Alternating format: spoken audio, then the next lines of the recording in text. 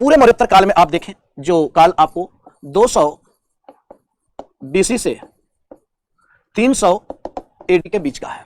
प्रश्न ऐसे भी पूछ देता है आपको कंफ्यूज करने के लिए कि 200 BC से 300 AD के बीच कला के स्वरूप पर चर्चा करें, या 200 BC से 300 AD के बीच स्तूप कला में हमें क्या क्या भिन्नताएं दिखाई दे रहे हैं, या 200 BC से 300 AD के बीच गुफा निर्माण कला पर चर्चा करें। तो प्रश्न आपको ऐसे भी पूछ सकता है, आपको यह कालक्रम पता होना चाहिए, आप उसे समझ सकते हैं कि यह मौर्योत्तरकालीन संदर्भ में इसे पूछा जा रहा है। अब मौर्योत्तर काल में हम लोग देखें तो यहाँ पे दो तरीके से राजनीतिक व्यवस्था में परिवर्तन हमें दिखाई देगा। एक देखा जाए तो मौर्योत्तर काल में हमें जो राज्य जो है वह देसी राज्य स्थापित हो रहे हैं मौर्य साम्राज्य के पतन के बाद।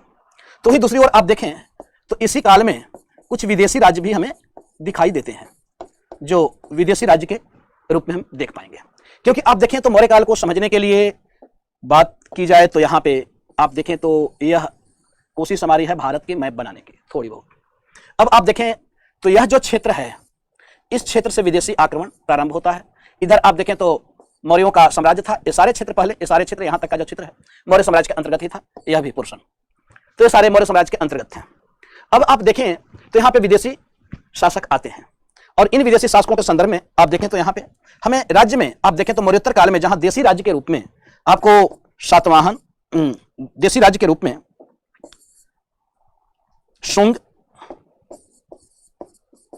Shunga dynasty, Kanva dynasty, Satavahana dynasty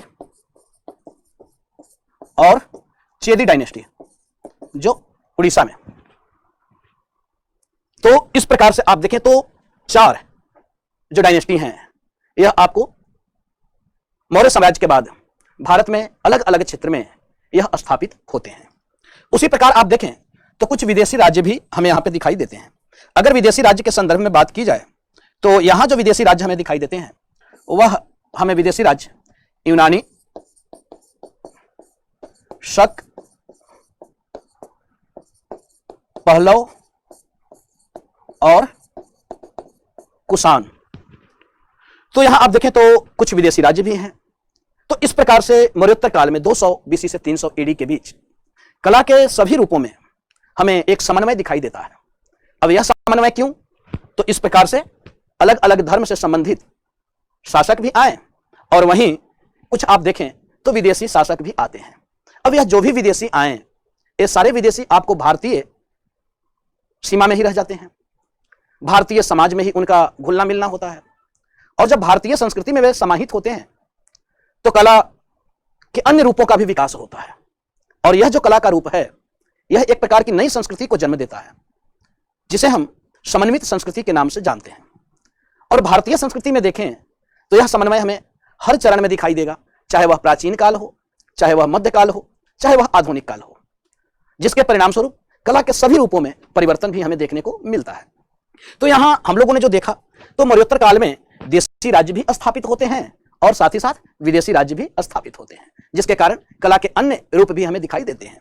जैसे अगर बात की जाए तो आप देखें तो कुषाण जब सत्ता पर आए तो कुषाणों के सत्ता पर आने के बाद यहाँ पे कला की एक नई रूप की शुरुआत होती है, और वह रूप हम कहाँ पे देख पा रहे हैं तो वह हम मूर्ति कला के संदर्भ में इसे देख सकते हैं, जिसमें गांधार मूर्ति कला और मथुरा मूर्ति कला का उद्भव होता है। तो वहीं दक्षिण भारत में अमरावती मूर्ति कला हमें दिखाई दे रहा है। सबके संरचना भी भिन्न है, सबके संरचनाओं में भी अंतर है। तो इस प्रकार से हम यहाँ पे पोस्ट मौर्यन पीरियड की अगर बात करें जो 200 BC टू 300 AD के बीच का काल है, इसमें आपको कुछ देशी राज्य जो भारतीय राज्य हैं, इंडियन स्टेट, और कुछ फॉरेन स्टेट के रूप में हमें विदेशी राज्य के रूप में दिखाई देते हैं, जिसके कारण राजनीतिक व्यवस्था, पॉलिटिकल सिस्टम, आर्थिक व्यवस्था, इकोनॉमिकल सिस्टम, धार्मिक व्यवस्था, रिलीजियस सिस्टम, सामाजिक व्यवस्था, सोशल सिस्टम, इन सब में आपको एक चेंजिंग नजर आ रहा है। और यहां से यह जो चेंजिंग है यह आपके कलाकृतियों को भी बदलने का काम करेगा। तो इस प्रकार से हम लोगों ने यहाँ जो देखा वह देखा मौर्योत्तरकालीन राजनीतिक व्यवस्था, सामाजिक, आर्थिक और धार्मिक के संदर्भ में। अब यहाँ पे हम लोग देखेंगे विशेषकर हमने स्तूप कला से संबंधित यहाँ पे थोड़ा सा हमने उसको डिफाइन करना चाहा है कि एक तो स्तूप कला के संदर्भ में आपको जो पढ़ना है वह पढ़ना है इसका उद्भव कब हुआ, इसके विकास क्रम क्या है, और स्तूप का दर्शन हमें, क्योंकि हमारी जो कला है वह प्रतीकात्मकता को समाहित किए हुए है, प्रतीकों के माध्यम से सिंबॉलिक रूप में हम अपने कला को दर्शाते हैं, तो कुछ ना कुछ स्तूप का भी तो आपको दर्शन रहा होगा, उसका भी कुछ फिलोसफी रहा होगा, तो उसे भी हम लोग समझेंगे। तो यहां हम लोग देखें तो इन सारे संदर्भों में हमें चर्चा करना है। अब एक एक करके बात की जाए तो अशोक की तरह यहां पे आपको स्तंभ जो है वह स्तंभ कला तो नहीं, लेकिन आप देखें तो शिलालेख, यहां भी बहुत सारे शिलालेख लिखवाए जा रहे हैं। और वह कौन कौन से शिलालेख हैं, तो पहले हम लोग स्तूप कला पर चर्चा करें, स्तंभ कला पर चर्चा करें। अब आप देखें तो मौर्य काल के बाद वास्तुकला के क्षेत्र में देखा जाए तो एक नए युग का सूत्रपात होता है, एक नए युग का आगमन हो रहा है। और यह आगमन हमने बतलाया कि किस प्रकार से राजनीतिक, आर्थिक, सामाजिक, धार्मिक संदर्भ में इसे समझने की आवश्यकता है। उसी प्रकार राजकीय छत्र छाया में विकसित जो मौर्य कला था, वह मौर्य कला उत्कृष्ट होते हुए भी वह जनता के मनोभाव और वस्तु स्थिति को अभिव्यक्ति नहीं दे सका। क्योंकि मौर्यकालीन जो भी कला के रूप आप देखें तो सब दरबारी कला है, सभी शासकों के संरक्षण में निर्मित किए जा रहे हैं। और उन सब पर आप देखें तो मौर्यकालीन कला उत्कृष्ट है। इसकी उत्कृष्टता हमें कला के सभी रूपों में दिखाई दे रहा है, चाहे वह स्तंभ कला हो, स्तूप कला हो, चैत्य कला हो या विहार कला हो। तो इन सभी में उत्कृष्टता तो हमें दिखाई दे रहा है, लेकिन जनता के मनोभाव और वस्तु स्थिति को यहां पे वह अभिव्यक्ति नहीं मिल पाई। क्योंकि आप देखें तो मौर्यकालीन कला में जो जनता का जो भाव है उसे दर्शाने की कोशिश नहीं किया गया है। और साथ ही साथ आप देखें तो यहां पे वह अभिव्यक्ति भी हमें नहीं दिखाई देता है। उसी प्रकार अगर बात की जाए तो यहां अगर हम लोग देखें तो कुछ महत्वपूर्ण अभिलेख का हम चर्चा करते हैं। सबसे पहले अगर अभिलेख की बात की जाए तो पुष्यमित्र शुंग का अयोध्या अभिलेख।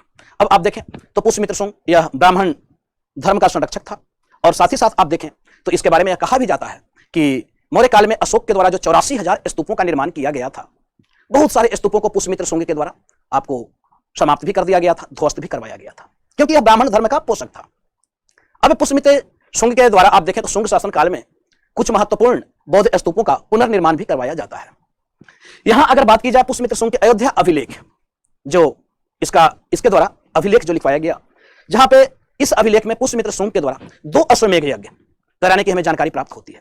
साथ ही साथ यह जो पुष्यमित्र शुंग का अयोध्या अभिलेख है, इस अभिलेख से हमें यह भी जानकारी मिलती है कि पुष्यमित्र शुंग के द्वारा यवनों को परास्त किया गया, उनकी शक्तियों को कुचला गया।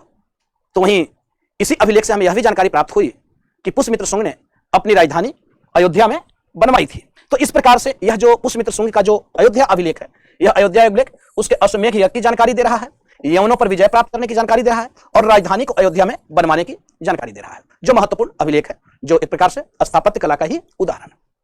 दूसरा महत्वपूर्ण, क्योंकि अलग अलग शासक हैं, अलग अलग क्षेत्र में है, तो अगर देखें तो हम लोग खारवेल का हाथी गुंफा अभिलेख, यह भी बहुत महत्वपूर्ण अभिलेख है।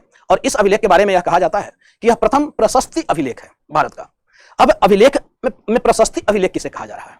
स्तंभ अभिलेख इसे ना कहकर प्रशस्ति अभिलेख क्यों कह रहे हैं? तो जो अभिलेख प्रशंसा में लिखा गया हो, शासक के प्रशंसा में लिखा गया हो, उसे प्रशस्ति अभिलेख के रूप में जाना जाता है। जैसे आप सबों को पता होगा कि समुद्रगुप्त का प्रयाग प्रशस्ति, उसे प्रशस्ति क्यों कहा जा रहा है? क्योंकि उसमें समुद्रगुप्त की प्रशंसा की गई है, जो इलाहाबाद में अवस्थित है। उसमें समुद्रगुप्त के विजयों का गुणगान किया गया है। उसमें समुद्रगुप्त को बतलाया गया है कि समुद्रगुप्त एक ऐसा शासक है जिसे पृथ्वी पर हराया ही नहीं जा सका। उसी अभिलेख से समुद्रगुप्त के सैनिक विजयों की जानकारी में प्राप्त होती है, जिसमें यह बतलाया गया है कि समुद्रगुप्त के द्वारा जहां उत्तर के शासकों को पराजित करके वह उनके क्षेत्र को अपने साम्राज्य में मिलाता है, तो वहीं समुद्रगुप्त के द्वारा दक्षिण के शासकों को पराजित करके उनके क्षेत्र को वापस वह लौटा देता है और अपने अधिकार में उन्हें रहने की बात करता है, जिसमें दक्षिण के 12 राज्यों के संघ को उसने पराजित किया था। लेकिन उनके क्षेत्र को डायरेक्ट गुप्त साम्राज्य में नहीं मिलाया। उसके बहुत सारे रीजन हैं, क्योंकि समुद्रगुप्त भी कहीं ना कहीं अशोक की नीति पर चलता है, वह भी इतिहास से सीख ले रहा है, क्योंकि उस समय भी यातायात की समस्या, संचार की समस्या अभी भी भारत में बनी हुई थी। और यदि वह वैसा करता तो उसकी हाल भी वही होती जो मोहम्मद बिन तुगलक की हुई थी। तो यहां हम लोग देखें तो खारवेल, दूसरा जो महत्वपूर्ण, खारवेल का हाथी गुंफा अभिलेख, जो प्रथम प्रशस्ति अभिलेख है, यह अभिलेख भुवनेश्वर के उदयगिरी पर्वत से प्राप्त हुई है। और खारवेल के द्वारा इस अभिलेख से हमें जानकारी प्राप्त होता है कि जिस प्रकार से अशोक के द्वारा कलिंग शासक को पराजित किया गया था और कलिंग के राज्य को अपने साम्राज्य में मिला लिया गया था, तो उसी प्रकार से खारवेल जो महत्वपूर्ण शासक है, जो उड़ीसा का ही है, और यह जो खारवेल है, इसके द्वारा आपको मगध शासक बृहस्पति को पराजित किया जाता है और जिनकी मूर्ति जो यहां से उठाकर ले जाया गया था, उसे वह वापस लेकर अपने राज्य में आता है।